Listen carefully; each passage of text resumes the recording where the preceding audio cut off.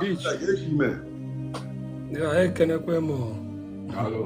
Na-agwa anyị Ọdọkwazi. evolo latest update na na-ere aka amakwa m na-ere aka nọ na map for ndị be anyị. Onwe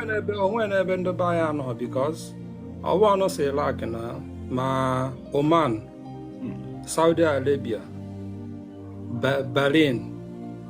all these country ke Qatar.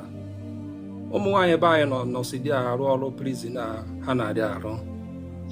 because ihe ọrụ prison ndị efere adị apụ iro ha enweghị access to anything. Ọrụ enweghị ọrụ ihe na-ajụ ha many hours enweghị any hour not just biri die ndị a na-arụ ọrụ from 24 hours from ndị ha na-asacha ma moto na ndị efuru na-asacha ma moto ndị na-asa moto nna agwagosi ọ bụ na iyi akpọgotekwenye kpọgota ha jụọ ndị a na-asacha ma moto onwe onye ahụ jos a na-eyuzi ha as a slave no woman light egbugoro gị egbu na that house onweghị onye na-abịa ekwu maka gụnwa and many of them o nwere ike their patron ọwụ nọ ndụ nke bi na family house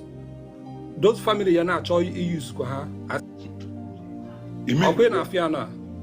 so ha nwee enweghị light complain to anybody and they have any option either to comply in anything they said. So enwechara m ndụ nnọkwu anụ because TikTok anụ nwefuru save your many people. Many of them na-anwe in depression. Ọkwa mmadụ kwuru okwu epi ọkụ here. Ndị ifuru many of them enwechago mental health because nwere many of them mana ha na-adị akpakwa na TikTok na sometimes efu na onye anyị hụrụ na akọ ya dị abazi ịghọtago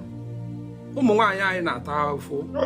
and ọwụghọ so Nigerian girls ka eji n'ọrụ datin ndị Yoruba emego datin na ọgazi otu the whole West Africa especially Sierra Leone girls ha nwa pak go ha etinyecha die and those girls efuru they have no option to comply. Ihe a na-ekwu 2 years adị enye ha da akpali they will force you to sign another contract. Okay na afia na because before that 2 years na-agụ that company mkpọtara ihe yego dị narakwa ego another place. My brother ị na-akọwa na ndị ama nwanwuzi mgbe bachi ịwa nọ mgbe ndị a ji wee chọọ mgbe ndị ahụ ji chọọ ịghọtago and ị nwere ike after that house ewerekwago tinye na another house ọkwa efere ya na so ihe dị dị na awụ nọ before ime travel mana ebe ị na-aga ndị mmadụ adụzi na desperate ihe TikTok ji maa mma because many of them a na-akọwakwara ha na-ekwe ka ebe adụgwadụ na-ekwe ka ebe adụ mana o nwere one spirit na-adị eme ndụ by once na onye ahụ emekego up mind ịpụ ịghọtago ị na-agwagodi ya n'ebe a na ị nwekwara ike jee dị egwu ogo mana ego dụkwa dị ọsụgụ no problem ka ọ pụagodo apụ because many people nọba anyị agabeghị anywhere na believe na diho ebe ọ na-ekara ka Nigeria mma ịghọtago ihe ọ ya ajụgo ọkwa enwere steady light dị si yes ọsụgụ no problem na ọwụgodu nke ahụ na ọka Nigeria mma mana maazị ebe ị na-apụ Arab country Arab country awụrụ ebe a na-aga aga because once na ewu black they will slave to them and the smallest one in the house ya na control go o nwere ka dị akara tado Arab country ebe nwere ike madam apụta sụgo sụọ akwa ọ gapụta dị ọjọọ ka ihe na-eme esi ya na-asụ akwa sụgo hapụ akwa ahụ ya esawa efere nke obere nọ na house apụta jọgo ka ihe na-eme esi ya na-asụ efere ọ sụgo hapụ efere ahụ ya ezawa ụlọ azịna ha ya ara ka onye nke ọ napụtara ọ chọọ iziga ozi ka o gosikwa gị n'ọnya ọ dị ọga ịghọtago so onwe ha ndị they have nothing to even nke a ha na-ekwukwa na TikTok na akwụkwọ nwere ike na ọ ga-akpọrọgo family ya pụọ apụ this evening ha nwetacha chance obere kwutu okwu amụtara na o nwere ike onye anụnwa ha batakwa na-ekpopụtara ha akwa ha edewe akwa ayọn enwere ike edegide akwa ayọn chefuo ọkwe na ahịa so our people na-agabiga ọ sị na iyi na-ekwu eziokwu my brother gaba n'ilu nna apịa gị ole ọmụ ga adị anọgide bịa kwuo okwu nna ihe ọ na m na-agwa gị m na-eme research ọfụma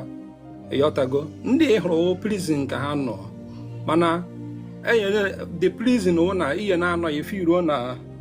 ịdụkwa among na ịnọkwa n'ụwa mana ihe ha ama na ihe nọ semi prison every month akwụgụ $250 ka ihe $250 onye na-ahụ ọka na main market Ọnịcha ahụsi ọkụ ike na-ahụta $500 every month onwe na ihe $250 ka ihe eji emekwen and many of them adị enye ha esikwa n'ime $250 ahụ bịakwago nri ha ya eri like ndụ nke nọ Oman ịghọtago sọmadị enye ha sọm nri a na-esi dị awụhọ nri be anyị nọ so iyi anaghịkwa gị ije gụkwawa n'otu ụkwa ịghọtago biko ndị be anyị efe ịsa n'ahịa bifo ime travel mara ebe ị na-aga ọ karị ha Europe some